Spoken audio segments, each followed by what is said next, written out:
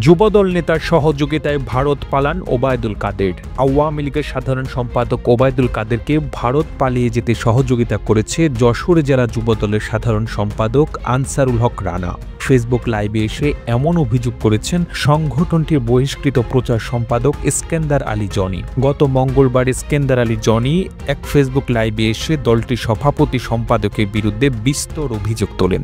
এসব অভিযোগের ব্যাপারে তিনি বিএনপির ভারপ্রাপ্ত চেয়ারম্যান তারেক রহমানের দৃষ্টি আকর্ষণ করে তদন্তের অনুরোধও জানান। এর আগে গত 17 ডিসেম্বর নিজ সংগঠনের নেতাকর্মীদের বিরুদ্ধে সামাজিক যোগাযোগ মাধ্যম ফেসবুকে আপত্তিকর পোস্ট দেওয়ার অভিযোগে যশোর জেলা যুবদলের প্রচার সম্পাদক ইস্কেন্দার আলী জনিকে বহিষ্কার করা হয়। গত মঙ্গলবার ফেসবুক লাইভে 27 মিনিটের ভিডিওতে যশোর জেলা যুবদলের বহিষ্কৃত প্রচার সম্পাদক ইস্কেন্দার আলী জনি অভিযোগ করেন যশোর ক্যান্টনমেন্টে লুকিয়েছিলেন বাংলাদেশ আওয়ামী লীগের সাধারণ সম্পাদক ওবায়দুল কাদের। 5 তারিখের পর তাকে ভারতে পালাতে সাহায্য করেছেন যশোর জেলা যুবদলের সাধারণ সম্পাদক আনসারুল হক রানা। কিছুদিন আগে সিঙ্গাপুর গিয়েছিলেন যশোর জেলা যুবদলের সাধারণ সম্পাদক। বেনাপুলের পুটখালীর গোল্ড নাসিরের সাথে সিঙ্গাপুরে টাকা ভাগাভাগি হয়েছে। তিনি আরও বলেন, ঘাট শহীদকে ধরলে এ তথ্য পাওয়া যাবে। শুধু ওবায়দুল কাদের নয়, আওয়ামী লীগের বহু নেতাকে ভারতে যেতে সাহায্য করেছে যশোর যুবদলের সাধারণ সম্পাদক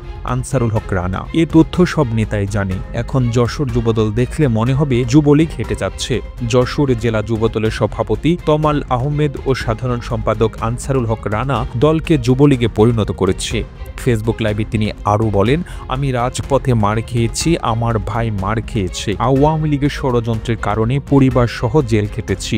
আমি 17 বছর ধরে নির্যাতনের শিকার ও ত্যাগী নেতা হয়েও আমাকে দল থেকে বহিষ্কার করা হয়েছে। আমি আন্দোলন সংগ্রাম করব, ত্যাগী নেতাদের কেন বহিষ্কার করা হচ্ছে?